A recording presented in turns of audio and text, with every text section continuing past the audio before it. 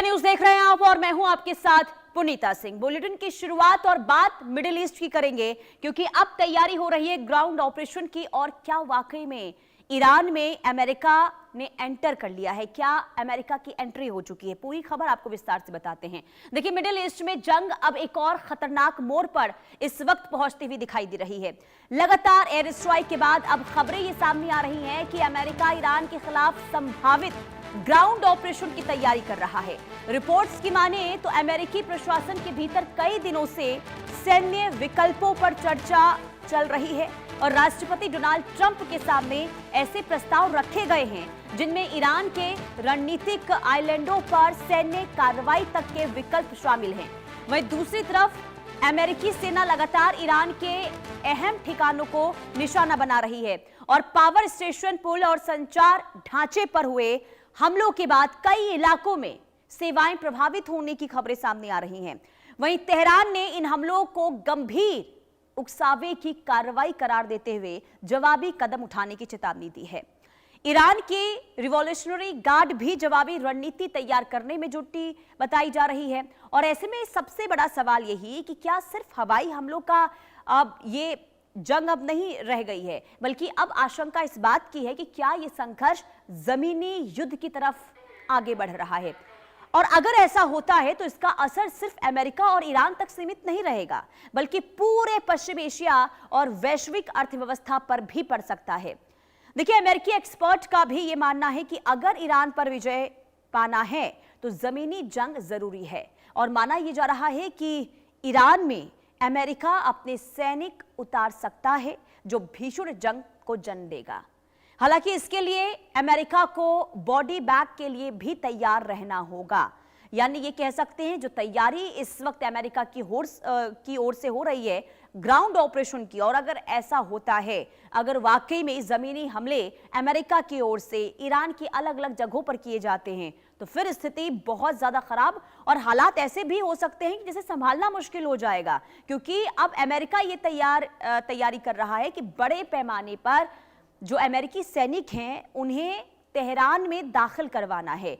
और ऐसे में ग्राउंड ऑपरेशन को लेकर जो संभावनाएं बन रही है, इसे लेकर तेहरान की ओर से भी लगातार चेतावनी दी जा रही है कि अगर ऐसा होता है तो फिर कार्रवाई बड़े स्तर पर होगी। देखिए, अमेरिका जरूर ये कह रहा है कि हमने ईरान को पूरी तरीके से कमजोर कर दिया है, ईरान को बहुत ज्यादा नुकसान हुआ है, लेकिन ईरान अभी भी डटा हुआ है। एक बार फिर आपको बताते हैं, देखिए, ईरान पर अमेरिकी दबाव लगातार बढ़ा है और एयर स्ट्राइक के बाद ग्राउंड ऑपरेशन की जो चर्चा है वो काफी तेज हो गई है।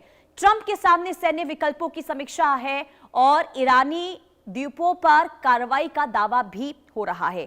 रणनीतिक ठिकानों को निशाना बनाया गया है। इधर बिजली और संचार ढांचे पर हमले की खबर सामने आ रही है।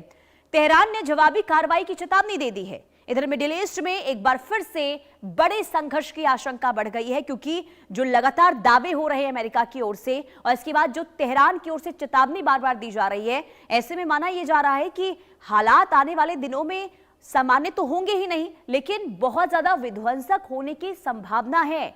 क्योंकि अगर ग्राउंड ऑपरेशन होता है और इसके बाद तेहरान की ओर से पलटवार किया जाता है तो आप समझ लीजिए कि मिडिल ईस्ट में क्या हालात होंगे। हमारे साथ कमांडर भूषण दीवान रिटायर डिफेंस एक्सपर्ट के तौर पर जुड़ चुके हैं। बहुत स्वागत है आपका इंडिया न्यूज पर सर।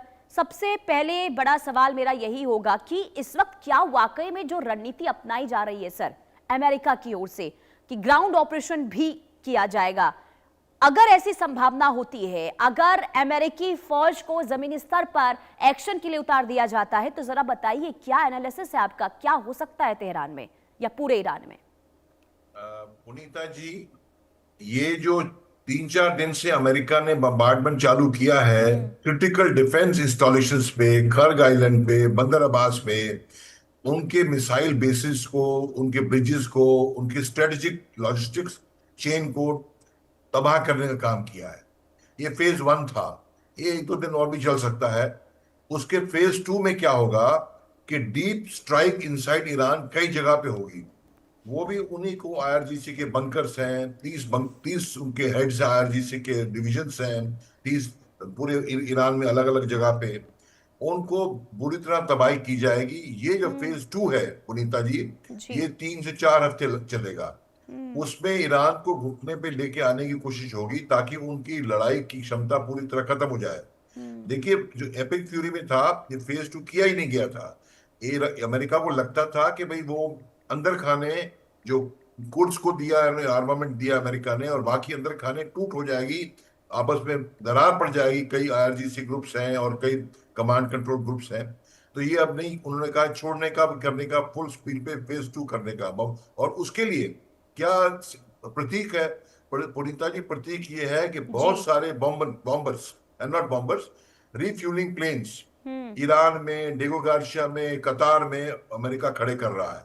क्यों? हम्म। ये जो प्लेन्स होते हैं, ये अंदर जाएंगे अटैक करने, तो रिफ्यूलिंग रिफ्यूलिंग प्लेन्स जो है, मिड एयर रिफ्यूलिंग, तो वो प्लेन जो है डीप अंदर जाके और कई सॉर्टीज करेगा, एकदम नहीं एक सिंगल सॉर्टी करके आ गया तो लंबा